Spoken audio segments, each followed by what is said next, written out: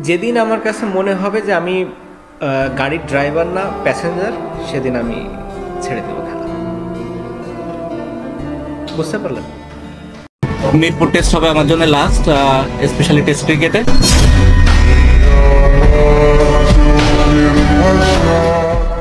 ক্রিকেটকে good bye জানিয়ে দিলেন বাংলাদেশের ক্রিকেটের পোস্টার বয় সাকিব আল হাসান।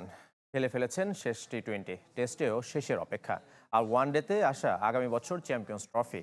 পরিস্থিতি ঠিক থাকলে আগামী মাসে ঘরের মাঠে মিরপুরে সাদা পোশাকে খেলতে চান শেষ টেস্ট।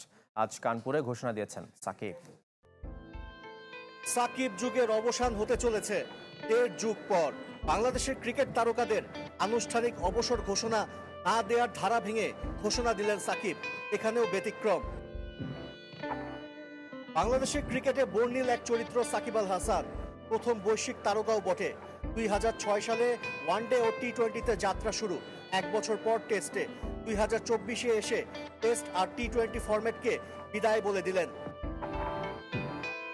যদিও টেস্টের শেষটায় আছে অনেক যদি কিন্তু। যদি সুযোগ থাকে, আমি যদি দেশে যেয়ে খেলতে পারি, মিরপুর টেস্ট হবে আমার জন্য লাস্ট টেস্ট ক্রিকেটে। এবং সেই কথাটা বোর্ডের সবার সাথে বলা হয়েছে এবং তারা এই বিষয়টা জানে এবং তারা চেষ্টা করছে যে কিভাবে এটাকে সুন্দরভাবে অ্যারেঞ্জ করা যায় এবং যাতে করে আমি যে খেলতেও পারি এবং নিরাপদ ফিল করি। অ্যাট দি সেম টাইম যখন দেশের বাইরে আসার দরকার হবে এবং দেশের বাইরে বের হতেও যেন আমার কোনো সমস্যা না হয়। তবে মিরপুর না হয়ে কানপুরও হতে পারে টেস্টের শেষ। তবে টি-20-র বিদায় নিশ্চিত।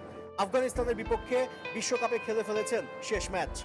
আমি খেলার আমার কোনো রিজন আছে বলে মনে করি না। আমার কাছে মনে হয় নতুন নতুন কিছু প্লেয়ারদের সুযোগ দেওয়া উচিত এবং তাদেরকে দেখার এটাই সব থেকে বড় সময় কিংবা সুযোগ। ওয়ানডের জন্য ভেবে রেখেছেন আগামী বছর চ্যাম্পিয়ন্স ট্রফিকে। যদিও সরকার পরিবর্তনে অবিশ্বাস্য চাপ আর নানা বোঝার কথা স্বীকার করেছেন নাম্বার 75।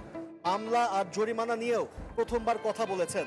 ধরেন একটা কেস, হ্যাঁ এখন হয়েছে, সবারই রাইটস আছে, বাট আপনারা সবাই জানেন যে এটা কেমন ধরনের কেস ছিল কিংবা আমি ওই সময় কোথায় ছিলাম, আমার কাজ কী ছিল কিংবা আমি কী করছিলাম। তো এই বিষয়টা নিয়ে খুব বেশি একটা বলতে চাই না। আর একটা জিনিস যেটা সদ্য হয়েছে, আমার লাইফে আমি কোনোদিন আসলে নিজে থেকে কোনো ট্রেড করে নিই। কেউ যদি এটা বলে যে এই ট্রেডিং নিয়ে কথাও বলেছি, আমাকে প্রমাণ দিলে আমি খুশি হব। সো এই সবগুলোই এখন আসলে যে কেউ যে যার যার মতো করতেই পারে, বাট জিনিসগুলো হচ্ছে যে আপনি যদি সুন্দর করে একটু করতো হয়তো মেবি বেটার হতো আমার জন্য হয়তো মেন্টালি একটু ভালো হতো। দেশে ফিরলে আর ফিট থাকলে অক্টোবরে মিরপুরে দক্ষিণ আফ্রিকার বিপক্ষে শেষবার সাদা পোশাকে দেখা যাবে সাকিবকে। আর বাংলাদেশের সর্বকালের অন্যতম সেরা ক্রিকেটারকে বিদায় জানাতে দর্শকের ঢল যেমন নামতে পারে, তেমনি বিদায় আয়োজনও নিশ্চয় করবে বিসিবি।